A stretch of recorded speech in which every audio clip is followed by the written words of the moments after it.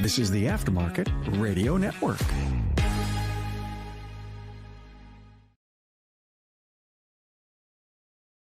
Hello, welcome everyone. I'm your host, Craig O'Neill. Welcome to Speak Up Effective Communication. I have a guest with me, a familiar guest and friend of the show, Evan Wisner. Evan, say hello. Hey, Craig.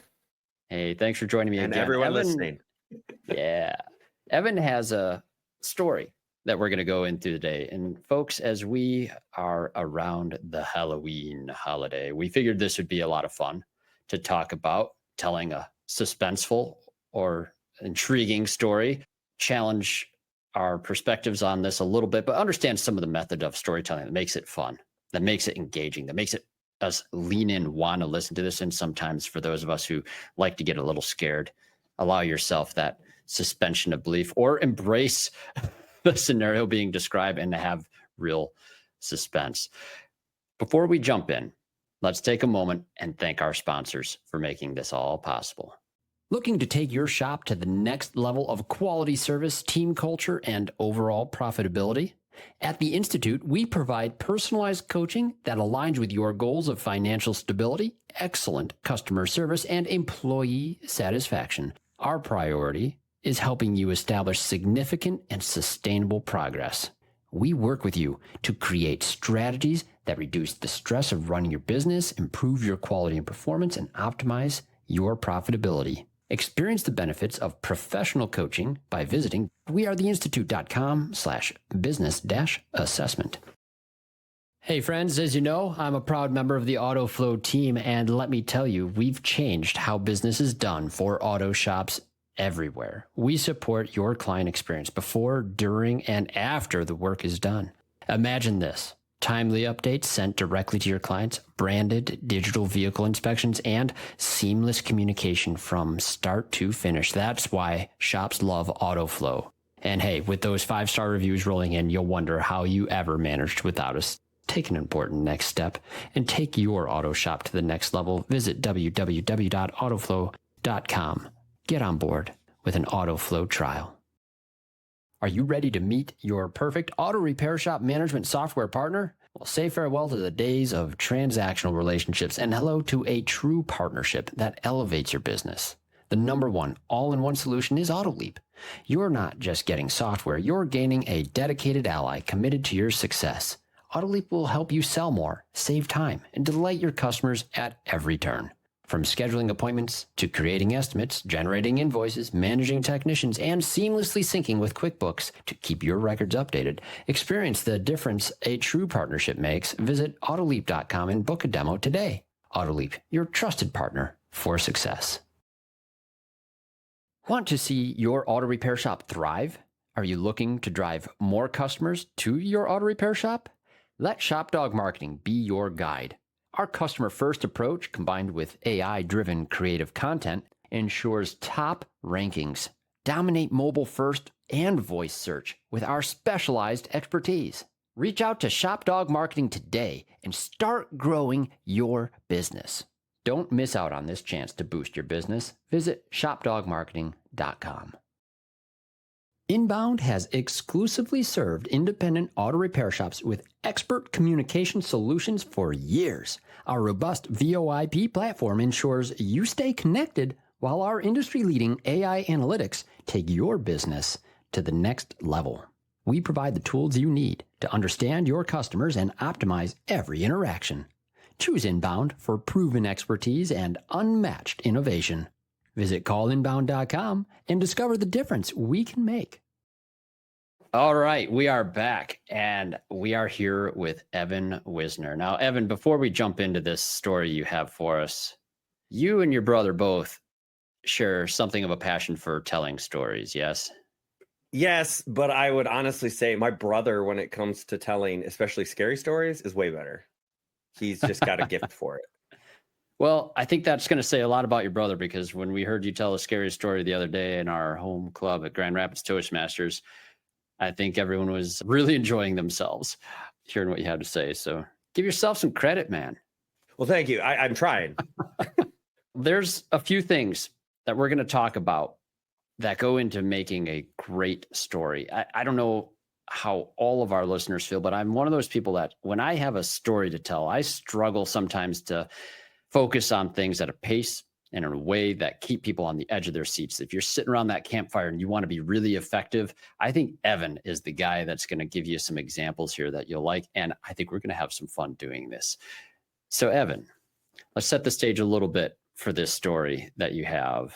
Where were you when this all happened, and when was this? So this was in northern Michigan, up just north of Cadillac, a little town called Manton is where my family had there was a campground I grew up on, and my family had a cabin on that campground. And this particular story, I spent a lot of summers there. I spent a lot of my youth there, but this particular story takes place when I was 15. Okay, so a little bit ago in northern Michigan, beautiful part of the state where you're describing, heavily forested. For those that aren't familiar with that part of Michigan. All right. Well, Evan, let's have you dive in. Thank you, Craig. Life is full of experiences. Some are fun and exciting. Others are serious and somber. And then there are those that are terrifying and unexplainable. Growing up, I spent a lot of time in northern Michigan, camping, hunting or fishing, and often working on maintenance and construction projects at the Manton Christian Campground, where we had a cabin, and my dad was the building and grounds chairman for the board, which meant that if there was a construction project going on at the camp, my dad and I, by default, were going to be there working. This takes place during one of those work weekends, one mid-fall day, not unlike today. When I was 15 years old, I was working with my dad up north at one of those work projects. It was end of summer, fall cleanup, getting things ready for the winter. I had spent most of the day raking and burning leaves, repairing broken steps and deck boards, simple things like that, but also installing a new fence up at the front gate of the campground. It was a long and tiring day for sure, but as anyone knows, it's easier to work with people who are fun. Like my buddy, Abram. Abram was very outgoing and athletic and funny. We worked on all the projects together, talking, joking, goofing around, having a good time. We had known each other for a few years, couple years. We had spent together up north at the camp. The camp also held youth camps, and we had spent some youth camps together. And we were the only teenage, young adult boys that were there for this work project. Abram and I were finishing up the day, installing a new fence at the front gate, digging a hole, putting a fence in, moving on to the next one, digging a hole. Thrilling stuff. Super, super engaging, very tiring, a lot of work. Yeah, a little bit mundane even, yes. Yeah, right. Yeah, but like you're just building a fence, right? Fence is the same. And around 5 o'clock or so, Abram's family came and got him for dinner. And I stayed there to help my dad finish the last few posts. I'm still working about a half hour later when I hear this absolutely roaring engine followed by tires skidding across gravel, like right behind me. I turn around and there's the coolest 16-year-old car dream I have ever seen.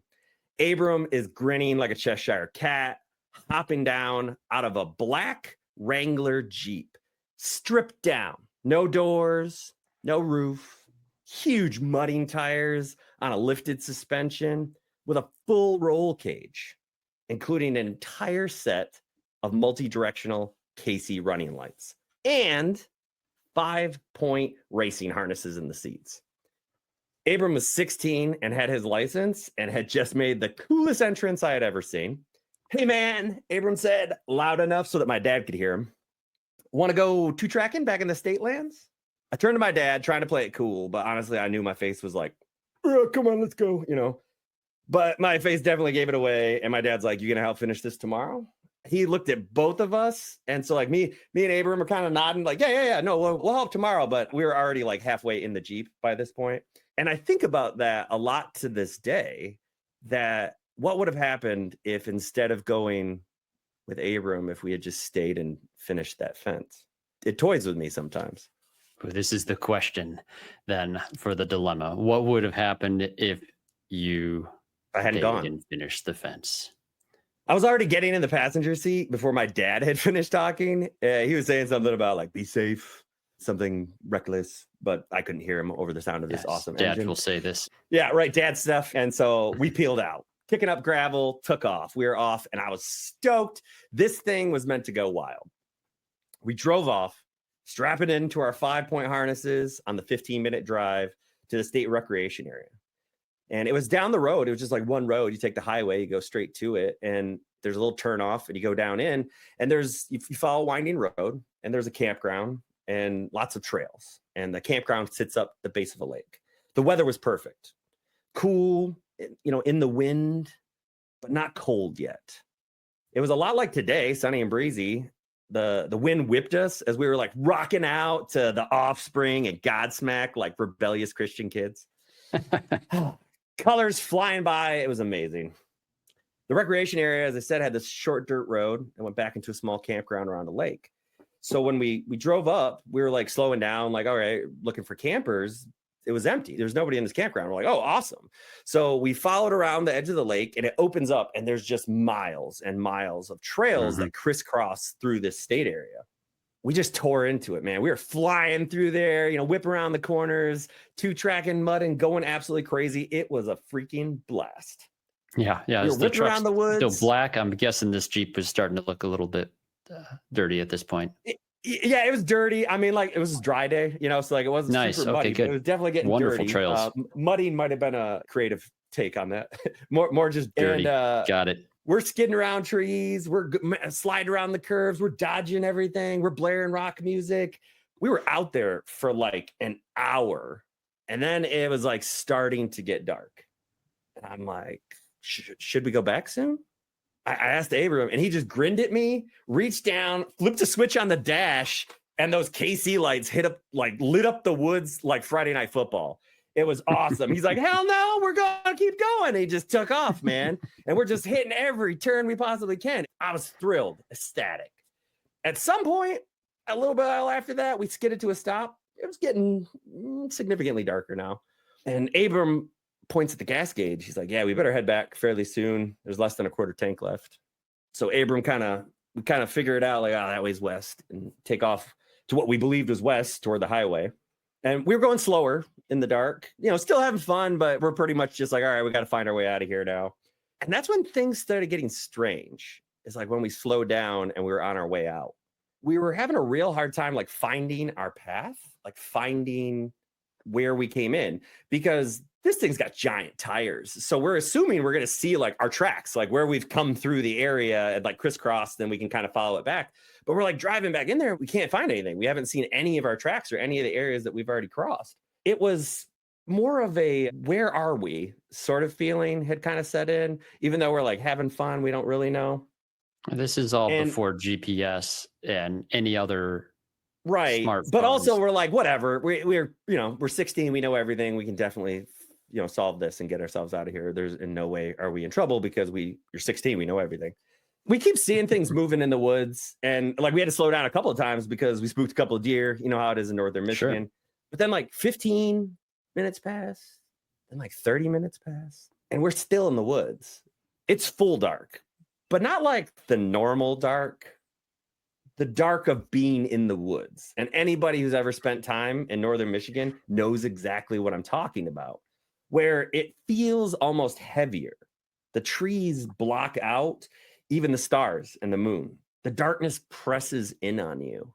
It feels oppressive, almost like it has its own energy. And this was amplified by the fact that we're in this Jeep, which is basically wide open. There's like no protection. So the wind started to feel a lot colder too as the temperature dropped. And Abram and I are like turning off the music and are discussing where to go. Man, none of this looks familiar. I'm not sure where we're at. We're almost out of gas too. And it was like right then that the reality of the situation kind of sunk in. We're alone at night in the woods. The temperature is dropping. We're running out of gas. We have no idea where we are, and no one else knows where we are either. And keep in mind, like you said, this is before GPS. and smartphones, which wouldn't have mattered. We still had those cool flip phones, you know what I mean? Because it was like that was like brand new, but like we Sure. didn't have any. We had zero service, no I think service, the and service like is we still weak in tried, many of those areas. Yes. right. We even tried, like we're like, I'm trying to find a signal while we're driving around. We haven't had one, before we even got into the state grant, and we didn't have any. And so like we couldn't even call anyone for help. So we're kind of like, okay, the situation is a little more intense than we originally thought it was going to be. And what are we going to do? And so we're driving around a little bit. That's when I could only describe as a shrieky laughter just like tore out from the woods. It was like crash, like, and then I could see something like whip along the edge of the lights because like he's got all these bright lights, and something was running through the woods and like right along the edge of it. We're trying to play it cool, like, yeah, coyotes or something, right? Of course, yeah, sure, I'm sure that's what it was, The menacing coyotes. sound those things make in the woods. Anyone who's been up there and heard that, it's deeply unsettling. Right. They're laughing it off, But we definitely kept all the lights on and the radio off, and we're paying a little bit closer attention to things now. And we drove around for who knows how long as that gas needle's just like sliding down. The temperature craters. Our breath is like visible when we speak on the gloomy, cold, wooded air. Abram stops at one point to like take a leak and shuts off the engine. And so then it was eerily quiet. No woods critter sounds, just the sound of Abram watering a tree. And then just loud noise. I have no idea. And a shape again darts along in front of the vehicle, like right through the lights. And Abram apparently decided that he was done going to the bathroom, and he leapt back into the Jeep. I'm not entirely certain that he did not pee on himself. I know I did. The road, we shot off down the road. Neither of us saying a word. Kind of whatever. We got to figure this out. We got to get out of here. There's creepy noises in the woods. Let's get this done. And we're just riding slowly through the darkness. And I remember we're already amplified. We're already like, okay, things are starting to set in. I remember though, what happened next vividly. It's burned into my mind like a branding iron. We were heading into a switchback that curved first to the left and then sharply back around the hill to the right. We couldn't see around the corner. The lights were following the curve as we came around the hills and trees. The light snapped around the corner and Abram slammed on his brakes. The Jeep just like lurched to a stop, skidding into the sand. We were both staring, transfixed, out the front of the Jeep. The bright floodlights poured down the road, illuminating everything except for a swath right down the middle. That was cast in shadow. In front of that shadow is what I can only describe as a black, dark, almost smoky mass. The first thing in my mind was that this was a bear, right? It's northern Michigan. But then it started to spin. And I realized that I could see light from the vehicle going underneath of it. So it wasn't touching the ground. The sand beneath the mass was churning and sending out almost like waves of sand as if something was boring into the ground. The light hit the mass weirdly too. It didn't, it's like it didn't light it up. It's very hard to describe. And I realized that it was starting to turn. So like it was spinning, but also it was turning around. Has anyone ever seen the old school Looney Tunes with the Tasmanian devil who spins around? That is kind of what it looked like a terrifying and menacing dark black version of that. We watched it for what felt like an eternity, but I'm sure was only a few seconds. My heart absolutely racing, just pounding out of my chest. My mind, I was in shock. I had no idea what this thing is, what is going on. And it continued to spin. Then it seemed as if it had like fully turned, because in the center of this mass, this spinning tornado of darkness, this northern darkness, there were two dark spots which felt like eyes. They looked like eyes. Or where eyes should be. Might be a better way of describing it. And they were turned right towards us. And then it stopped. It was no longer turning. So it felt like this thing turned around and looked at us. Not a word passed between Abram and I. We looked at each other, and I'm sure that my face looked exactly like his face did, which was absolute abject terror of just, what is this? And Abram didn't even wait. Threw it in reverse, backed up around the corner. Like we were flying. We slammed into a little tree, like a tiny tree, like hit it because we like went up the hill on the curve. And like he throws it into gear and we whip back the way that we came. And he's just flying like as fast as you can at night in the woods. Like he was just going. We're skidding, we're doing everything. He's staring out the front. I don't know how long we drove, but it felt like a few minutes.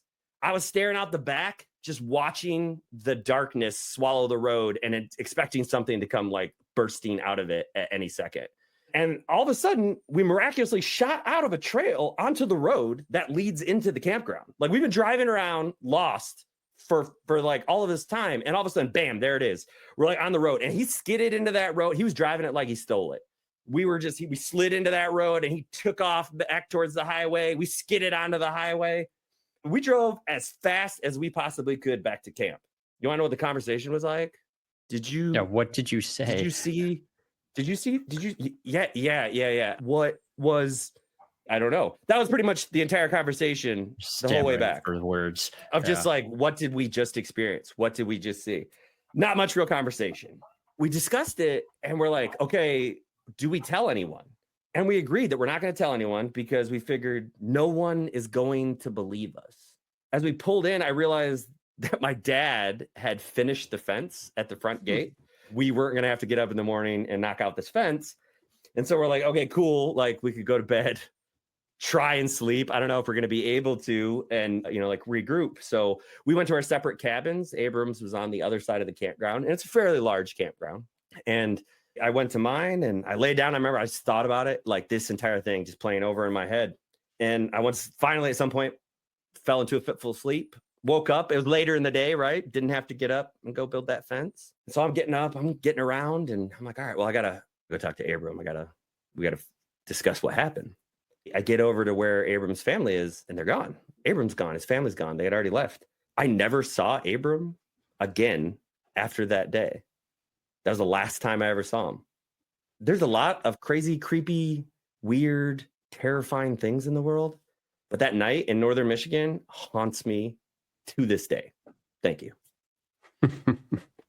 Thank you, Evan. This is an intriguing story for a few reasons. One, it's fun. And you told this fully aware of the fact fun for you to hear. It was yeah, fun exactly. Fun. Yeah. So this is what we realized. I was having the afterwards. Fun and then ultimate terror.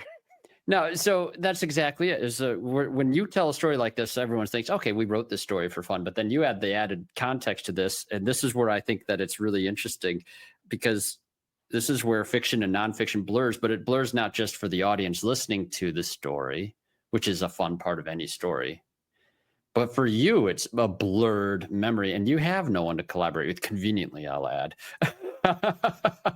We need Abram to hear this. Right. And as I said, I was like, maybe he'll hear this podcast because like, all right, it's one of those things where I feel like I should give a little context as far as Abram's real person. I knew him. We went to camp together, but after he left, as I understand it, his family like moved down south. So like they never came back to the camp. And I feel like at one point I actually like had Abram's cell phone, but like we just fell out of touch. This was like before Facebook and social media. So like it was one of those things where a few cell phones later, you don't have the number anymore. Yeah. Right. Kind of thing. And so like I really, as far as it's possible, I may have like messaged him or something at some point, but I don't really remember. But as far as I know, like I didn't have any real contact with him after this entire thing happened.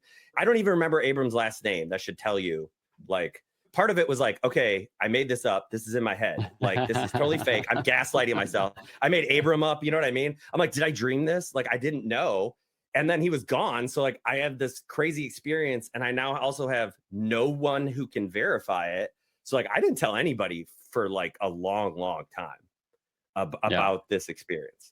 It wasn't until like probably 10 years later. Yeah. Well, this is one of the tips for storytelling that we have outlined here is create a well-drawn setting. And this is a truly, I consider this a very tense atmosphere up north. My daughter still to this day hates going into the woods up north. She has a larger than life fear of bears and wolves or the things that you might find in the woods. Wolves being very uncommon in Michigan these days, but bears happen.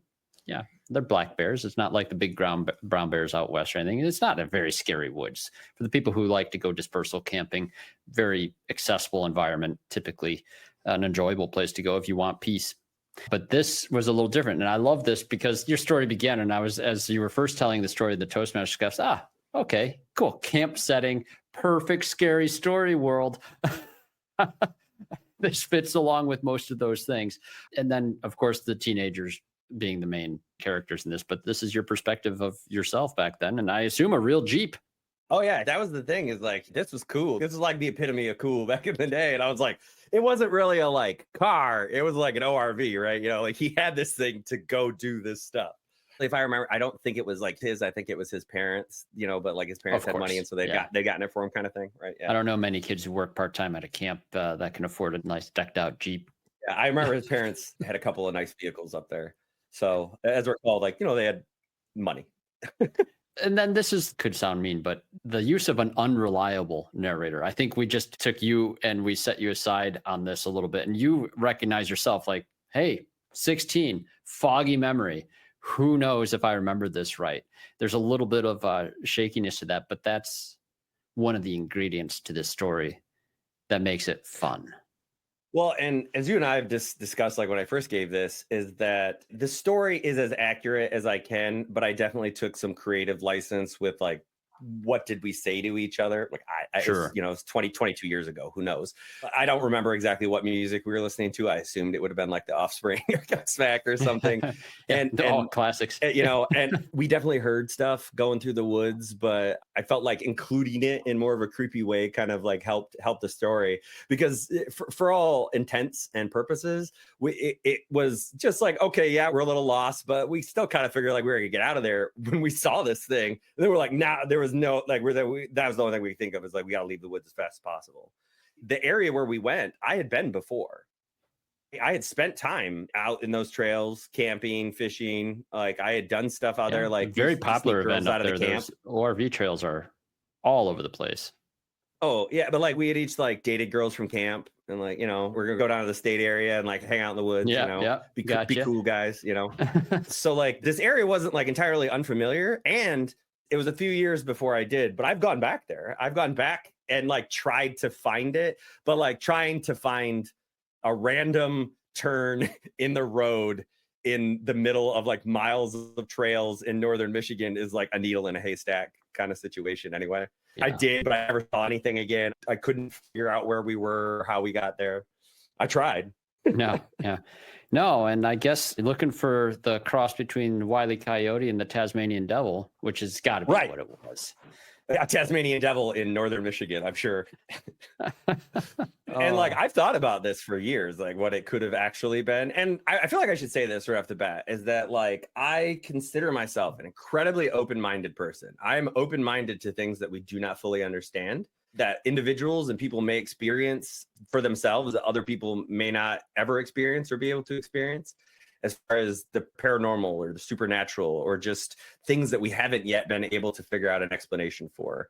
So like I'm very open-minded, but I'm also like incredibly skeptical as a person of like everything. And so I'm like, what realistically could it have been? And have like come up with theories, come up with a lot of stuff over the course of my life. But I don't know. The answer is I have no idea. Never saw anything before or after that was anything remotely like it. I even like searched after years, you know, like, has anybody else experienced this? And I've had people who talked about having, you know, some creepy experiences in northern Michigan, even some I'd found like in that area, but nothing that was even remotely close to what I saw, like what Abram and I went through there. Like nothing that I felt like, oh, you saw the same thing we did, you know? So I don't know. I have no idea. So memories, you mentioned that. Now, one of the things that I'll mention is that I was watching a video. There's a former Marine that has a story about a UFO event that he believes he saw. And this is on some other podcasts out there, and you can find these interviews. Been largely debunked by the guy's own commanding officer and a variety of other things. But this conspiracy theory that goes around these UFOs is all based on this guy's testimony. And it's one guy's testimony. And the details that he's able to offer are almost flawless. And that is not typical of something that would be a traumatic memory. In your experience, is that something you would agree with? So like without hearing exactly what the narrative is, it'd be very hard for me to give an Can opinion do the of details, like how fine details, like what type of weapons some other soldiers there were carrying, and all the fine little granular details of an entire scene in a jungle. It was really it's tough. fascinating. Yeah, it's tough. It's tough because sometimes trauma can sear things into your memory, and like you're like, yeah, I remember exactly how it smelled, how it felt, like the temperature, what was, like you remember the colors of clothes, and like you remember exact details. And other times your brain can actually disassociate you from a memory and add things in, fill in a narrative, and tell you something that is easier for you psychologically to accept. Also, like there's any number of other things that could come into play. Like for me, for instance, like I was talking about how we're talking about memories, and when you access a memory, you change it. So there may have been like a recollection that he had that over time he has like, oh yeah, I remember it being like this, and like he may have added those details, or those details may have been interjected, and so they feel real, and like they are real to them, but like they might have been not had nothing to do with it, and it just come in as that memory continues to come up and has been accessed. It has changed and evolved. So like I also feel like it's like, do you think someone's making it up? No, a lot of times when people tell, I believe that it happened. Like this, I believe that this happened, but I am also willing to acknowledge that I might have dreamt it. It might have been an incredibly vivid dream. Like, right, I woke up the next day and he's gone, and I'm like, did I just dream this? And I think that this happened. And Maybe and you then, built but like the I didn't have fence. anyone I could go ask. I like right. I gaslit myself. And like, yeah. And so it can happen. And I know people who are like, I had this dream, and then I was like, did that really happen? That is common, that people can have such vivid dreams that they believe them to be real. We also can have like you heard a story, and then you were so engrossed when you were listening to it that it felt real. And like that can happen too. That happens all the time with eyewitness testimony, especially with like false confessions. Like that's how false confessions, like, I don't know, maybe that did happen. Maybe I did do that, And so like it can feel real to the individual. And so like when you're talking about though, somebody who's rehearsed and practiced telling something over and over again, it doesn't feel as authentic anyway. So we generally, question the validity. Like that feels very rehearsed. That feels very when practiced. it comes to the purpose of this story. But like it's hard to know. It's hard to know. Sure. When it comes to the story in particular here, I think the fun thing here is that we're having fun with the story. And this is one of those pieces that you brought this to us. Your purpose isn't to necessarily gain belief or anything else. It's to have some fun. You like the Halloween holiday, and I think you tell a story well, and we can learn some elements of storytelling. And I'll say this with your descriptions, the descriptions that you provide, I think were really, really well done. And that's why when we were listening to this in Toastmasters too, even those of us members of our club, perhaps who have never done camping in the North, you felt it. You felt it. And that use of language that you used to describe the scenario in the woods it's very, very good. So I won't go into a full evaluation here right now, but I do want to say thank you for sharing the story with us. Around the Halloween holiday, we got a little bit of a taste of of course, good storytelling. It's an element of Speak Up that I think that we're going to dive into multiple times in multiple ways. Sometimes stories that are absolute clear nonfiction and just somebody's relevant story with a purpose. Other stories like this time of year, just for fun. But hey, if you have a fun story to tell, I do want to hear about it. And I'd love for you to go ahead and send me an email, speakup@craigoneil.net. Again, that email is speakup@craigoneil.net. Send any little stories that you might want to share, or a little fun, scary thing that you went through. It could be anything this time of year. It'd be the type of thing that we'd love to be able to share with our listeners, and maybe even have you talk to us a little more about. As always, please don't forget to check out all of the other shows on the Aftermarket Radio Network. We have some amazing shows. We have Carm Capriato on Remarkable Results Radio. We have Matt Fonslow with Diagnosing the Aftermarket A through Z. Wonderful technician, good friend, funny guy as well. We really enjoy him. Coach Chris Cotton, he has his weekly blitz. We have Kim and Brian Walker on the Shop Marketing podcast. And of course, Hunt Demarest on Business with the Numbers, the guy who makes numbers fun. He has some great topics on there. So if you want to know your numbers better, check that one out for sure. And of course, you're listening to Speak Up, Effective Communication. And remember, as you go out there, before you do speak up, remember to listen up. Thanks. We'll see you next time. You've been listening to Speak Up, Effective Communication with Craig O'Neill on the Aftermarket Radio Network. Follow Craig on your favorite podcast listening app and on his YouTube channel. Let him know what you'd like him to speak up about. Craig is all for advancing the automotive service aftermarket.